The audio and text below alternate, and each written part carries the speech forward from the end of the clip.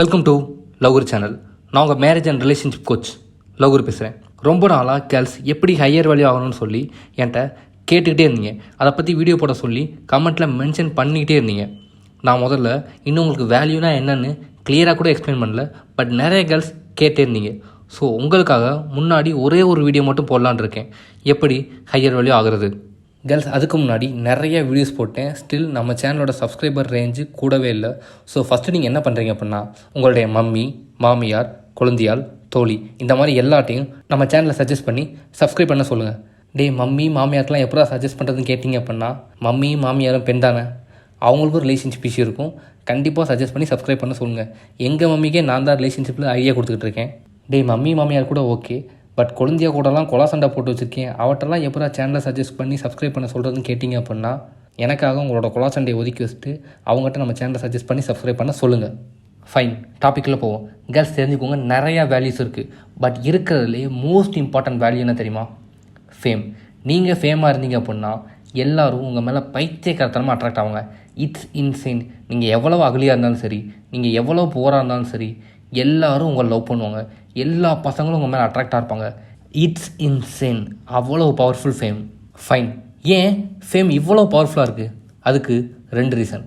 ஒன்று, social proof. Social proof பற்றி நான் ஆல்ரெடி எக்ஸ்பிளைன் பண்ணியிருக்கேன். அதை பற்றி டீட்டெயிலாக தெரிஞ்சுக்கணும்னு நினைக்கிறவங்க மேலே உள்ள ஐ பட்டனை கிளிக் பண்ணி தெரிஞ்சுக்கோங்க. இந்த வீடியோவில் நான் சிம்பிளாக சொல்கிறேன். எல்லாருக்கும் ஒரு விஷயம் பிடிச்சிருக்கு அப்படின்னா நமக்கும் ஆட்டோமேட்டிக்காக பிடிக்கும். ஏன்? பிகாஸ் எல்லாருக்கும் பிடிச்சிருந்தா அது கண்டிப்பாக ஹையர் வேல்யூவாக தான் இருக்கும். அதனால தான் எல்லாருக்கும் அதை பிடிச்சிருக்கு அப்படின்னு சொல்லிட்டு நமக்கும் ஆட்டோமேட்டிக்காக ரொம்ப ரொம்ப பிடிக்கும். எக்ஸாம்பிள், உங்கள் கண்ணு முன்னாடி 2 ஷாப் இருக்குது. நீங்கள் எப்போ ட்ரெஸ் வாங்க போகிறீங்க, ஒரு ஷாப்பில் சுத்தமாக ஆளே இல்லை, இன்னொரு ஷாப்பில் கம்ப்ளீட் க்ரௌடு. இப்போ இந்த 2 ஷாப்பில் நீங்கள் ட்ரெஸ் எடுக்கணும், நீங்கள் எதை சூஸ் பண்ணுவீங்க? கண்டிப்பாக ஆன்லைன் ஷாப்புக்கு போகவே மாட்டீங்க, பிகாஸ் யாருமே போகல. அப்போ கண்டிப்பாக அங்கே லோயர் வேல்யூ ப்ராடக்ட்ஸ் மட்டும்தான் இருக்குன்னு சொல்லிட்டு போகவே மாட்டீங்க. இந்த கூட்டமாக ஷாப்புக்கு தான் கண்டிப்பாக போவீங்க, பிகாஸ் எல்லாருமே போகிறாங்க.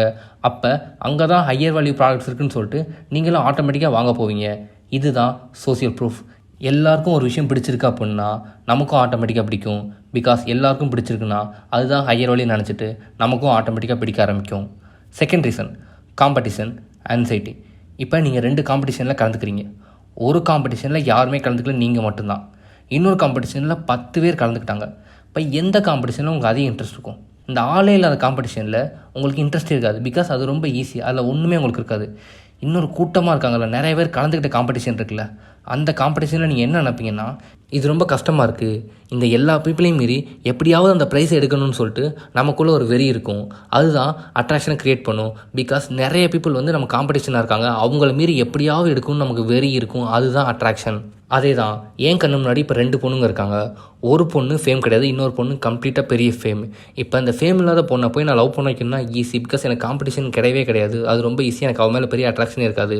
பட் ஃபேம் இருக்கிற பொண்ணுக்கு நிறையா காம்படிஷன், நிறையா பசங்க அவள் லவ் பண்ணுறதுக்கு ஆல்ரெடி ரெடியாக இருக்காங்க. ஸோ அவங்கள மீறி எப்படியாவது அவள் லவ் பண்ண வைக்கணும்னு எனக்கு ஒரு வெறி இருக்கும். அதுதான் அட்ராக்ஷன் க்ரியேட் பண்ணும். இதுதான் காம்படிஷன் ஆன்சைட்டி. இந்த சோசியல் ப்ரூஃபும் காம்படிஷன் ஆன்சைட்டியும் சேர்ந்து தான் ஃபேமை ரொம்ப ரொம்ப பவர்ஃபுல் வேல்யூவாக வச்சுருக்கு. ஒரு எக்ஸாம்பிள் சொல்கிறேன். அந்த எக்ஸாம்பிள் மதன் கௌரி. இப்போ மதன் கௌரி யூடியூப் சேனலில் பார்க்குறீங்க. அப்படி யூடியூப் சேனலில் பார்க்கும்போது என்ன டேலண்ட்டு மதன் கௌரிக்கு இருக்கிற மாதிரி இருக்கும்? ஒன்றுமே இருக்காது. மதன் கௌரியோட கண்டென்ட்டை நீங்களே நெட்டில் தேடி எடுத்துக்கலாம். மதன் கௌரி என்ன பண்ணுறாப்புல அப்படின்னா, இங்கிலீஷில் எடுத்து உங்களுக்கு தமிழில் டப் பண்ணுறாப்புல, அவ்வளோதான். மதன் கௌரிக்கு அந்த சேனலில் பார்க்கும்போது எந்த டேலண்ட்டுமே இருக்காது. பட் ஸ்டில் மதன் கௌரிக்கு அவ்வளோ ஃபேன் பேஸ், அவ்வளோ பொண்ணுங்க ஃபேன்ஸ் இருக்குது. இப்போ டேலண்ட் இருந்து நீங்கள் அட்ராக்ட் ஆகிறீங்கன்னா அது வேறு. இப்போ எக்ஸாம்பிள் வந்து உங்களுக்கு விராட் கோலியை பிடிச்சிருக்கு, because he is a great cricket player. உங்களுக்கு ரொனால்டோவை பிடிச்சிருக்கு, because he is a great football player. But Madan Gowri பிடிக்கிறதுக்கு ஒரே reason, Madan Gowri fame. YouTube சேனல்லாம் என்னன்னு கூட தெரியாத காலத்தில் வேமா சேனல் ஆரம்பித்து ரொம்ப ஃபேம் ஆகிட்டாப்புல. அவர்கிட்ட சோசியல் ப்ரூஃபும் காம்படிஷன் ஆன்சைட்டி ஒர்க் அவுட் ஆகுது. அதனால தான் எல்லாருக்குமே மதன் கௌரியை பிடிச்சிருக்கு. உடனே சில தோழிகள் வந்துடுவீங்க, இல்லை எனக்கு மதன் கௌரியோட ஸ்பீக்கிங் ஸ்டைல் பிடிக்கும், அவரோட 6 pack பாடி பிடிக்கும்னு சொல்லிட்டு காமெடி பண்ணிட்டு என் கூட கொலாச்சண்டைக்கு யாரும் வராதிங்க தோழிஸ். எப்படியும் சில தோழிஸ் வருவீங்க. அதுவும் ஸ்பெஷலாக என்னுடைய அசிஸ்டன்ட் தோழிலாம் diehard Madan Gowri fan. Video பார்த்த உடனே குடத்தை தூக்கிட்டு என் கூட கொலாச்சண்டை போட வந்துடுவா. எப்படி என் தலைவன் நீங்கள் தப்பாக பேசலாம் அப்படின்ட்டு. வரட்டும், குறுக்குள்ள மிதிச்சு போடுறேன். ஸோ கேர்ள்ஸ், கிளியராக தெரிஞ்சுக்கோங்க, ஃபேம் தான் மோஸ்ட் பவர்ஃபுல் வேல்யூ. நீங்கள் ஃபேம் பார்த்தீங்கன்னா எல்லோரும் உங்கள் மேலே பைத்தியக்காரத்தனமாக அட்ராக்ட் ஆவாங்க. ஃபேம் ஆகிறதுக்கு 2 விதமான வழிகள் இருக்குது. ஒன்று, ரொம்ப ரொம்ப ஹை குவாலிட்டி ஓன் பண்ணுறது. செகண்டு, லோ குவாலிட்டி ஓன் பண்ணுறது. நீங்கள் லோ குவாலிட்டி உமன் வழியில் ஃபேம் ஆகணும்னு நினச்சிங்க அப்படின்னா எந்த ஹை குவாலிட்டி மென்னும் உங்களை கல்யாணம் பண்ணிக்கணும், உங்க கூட ரிலேஷன்ஷிப்பில் இருக்கணும்னு சொல்லி நினைக்கவே மாட்டாங்க. நீங்கள் ஒரு ஹை குவாலிட்டி மென்னை கல்யாணம் பண்ணிக்கணும்னு நினச்சிங்க அப்படின்னா ஹை குவாலிட்டி உமன் மாதிரி தான் நீங்கள் ஃபேம் ஆகணும். அது எப்படின்னு நான் அடுத்த வீடியோவில் சொல்கிறேன். அந்த வீடியோ தான் கேர்ள்ஸ் இதை விட most important video. So wait.